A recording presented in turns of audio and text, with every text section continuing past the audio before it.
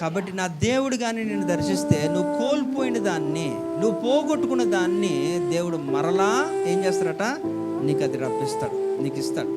So వారు ఎంతో సంతోషంగా ఏం చేశారట, ఆ సువర్తమానం అందరికీ కూడా వారు వెళ్ళి చాటారు మొట్టమొదటిగా. అయితే అప్పటి వరకు వారి యొక్క సాక్ష్యమే చెల్లదు, వారు మంచి చెప్పినా నిజం చెప్పినా ఎవడాడు మాట వెండు. అలాంటిది దేవుడు ఆ ఒక్కసారికి ఆయన జననం విధానంతోనే మార్చేశారు, అలా బ్రతుకులు మార్చేశాడు.